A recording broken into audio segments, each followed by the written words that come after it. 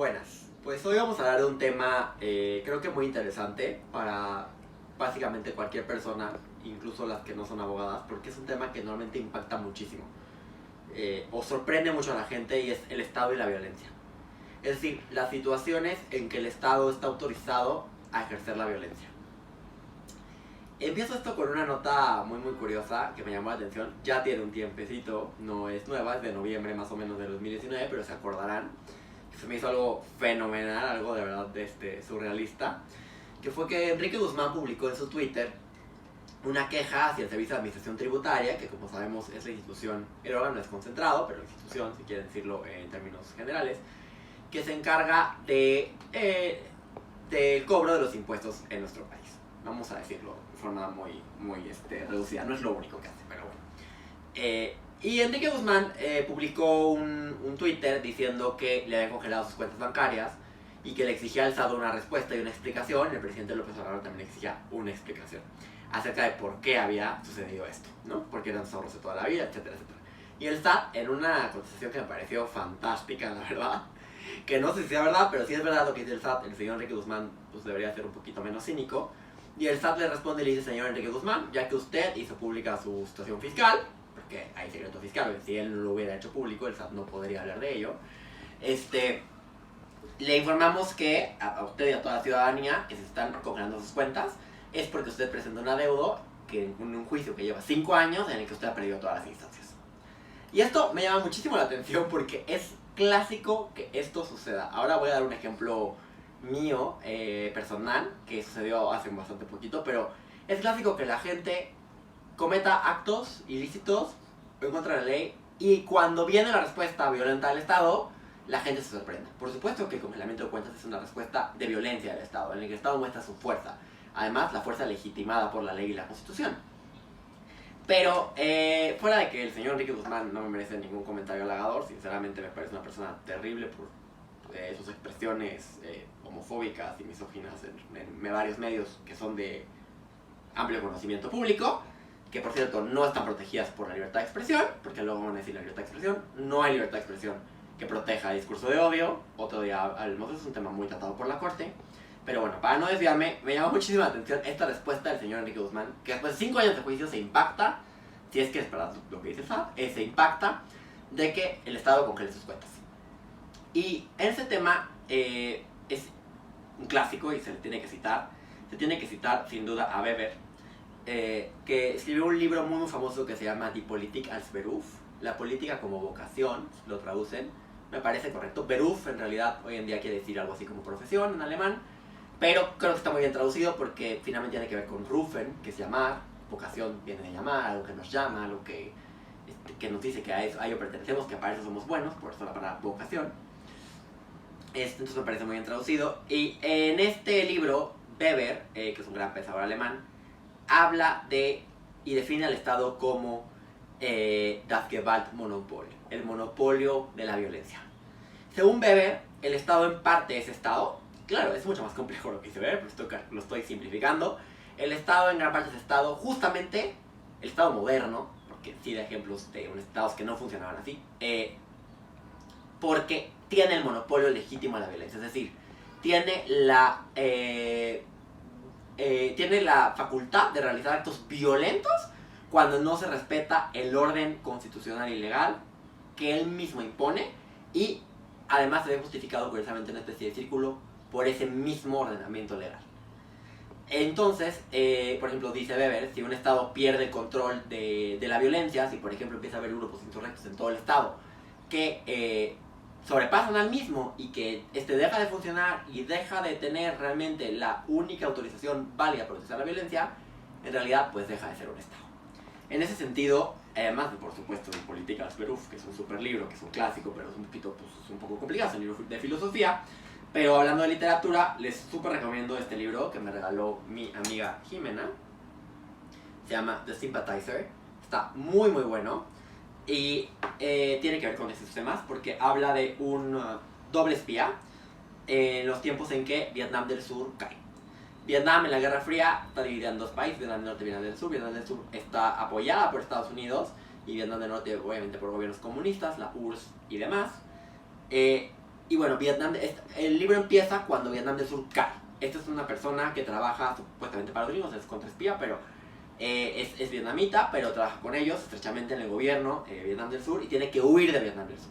Entonces es muy interesante las primeras páginas porque narra cómo Vietnam del Sur ya está destruido completamente, asolado por la violencia, tomado por el régimen comunista y cómo el gobierno pues ya no existe. Entonces es esta idea, ¿no? El Estado deja de existir cuando deja de tener un control legítimo de la violencia y cuando la violencia ya se ejercida por cualquier grupo, en cualquier forma y además en forma legítima o con cierta validez o que cierta parte de la población le da validez a esa actuación, como era el caso de Vietnam del Sur, en la que parte de la población apoyaba obviamente y pretendía anexarse o que Vietnam volviera a ser un solo país y pues que dejaban de tener la influencia americana. Entonces es muy interesante, no les leo porque quizás sea un poco engorroso si lo leo, pero de verdad lo recomiendo mucho y esta primera parte es muy interesante porque vemos justo cómo un estado deja de ser un estado porque deja de tener el monopolio de la violencia.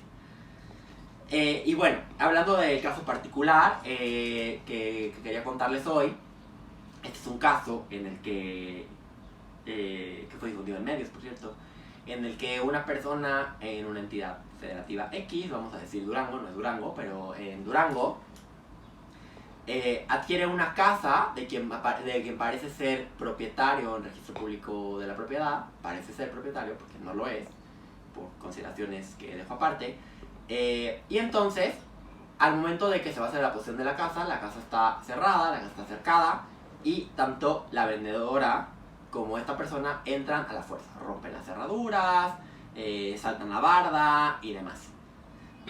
Esto obviamente no puede ser de buena fe, porque imagínense ustedes si cuando compran algo se les haría normal que la vendedora les dijera, oye, no traigo la llave, voy a tener que romper la puerta y las chapas y todo, pero pues entra, ¿no? Aquí yo estoy en posesión. Claramente esto denota una mala fe de ambas partes, es un delito, por supuesto. Estas personas tienen una averiguación, digo una averiguación previa porque sería un sistema, una averiguación previa en trámite. De hecho la causa penal ya inició, no nada más está en trámite la averiguación previa, perdón.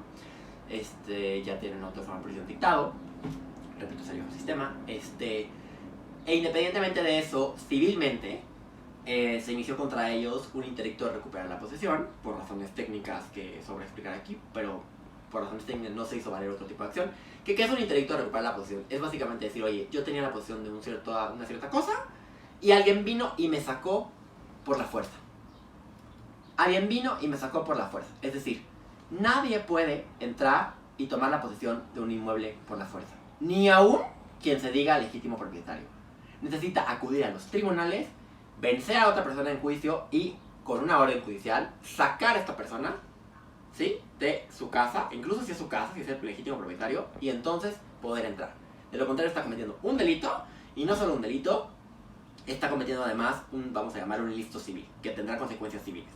¿Dónde está el fundamento de que en nuestro estado se sigue esta doctrina del monopolio de la fuerza? Está en el artículo 17 constitucional y me parece muy interesante lo que dice el primer párrafo con respecto a lo que dice el segundo párrafo. Eso lo vale, son muy chiquitos los párrafos.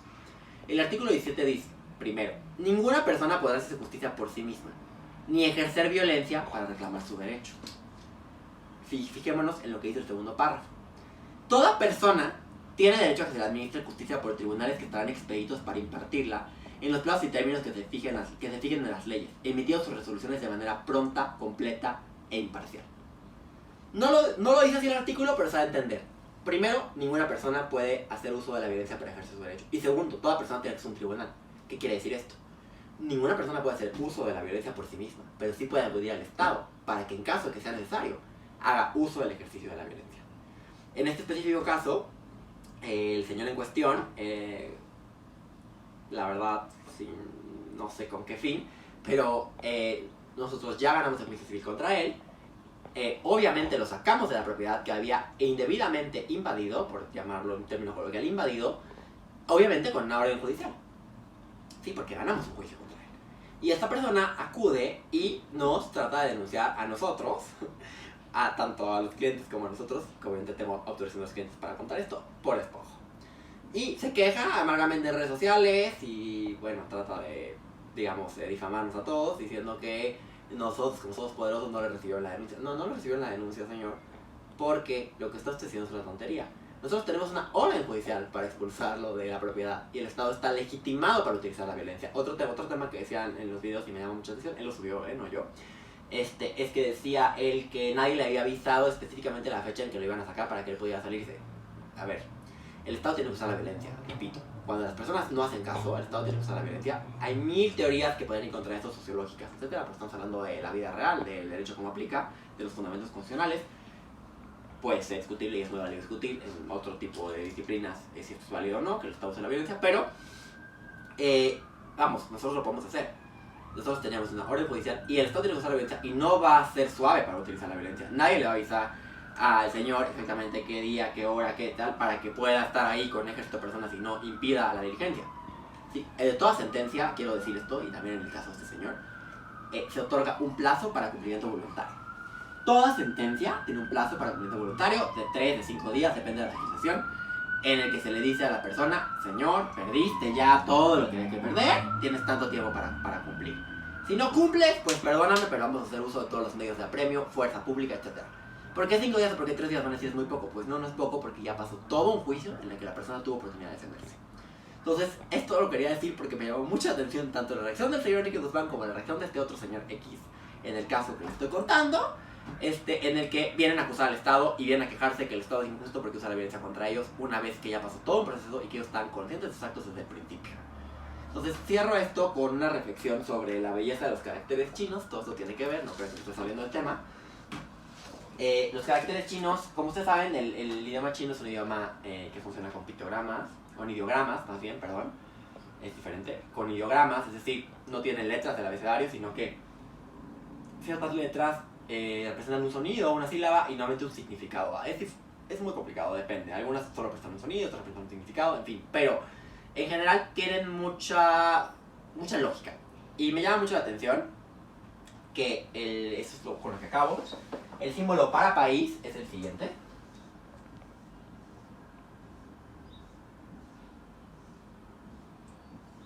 Wow. Este símbolo para país está formado por 3 elementos. Este cuadro representa el territorio de un país. ¿Sí?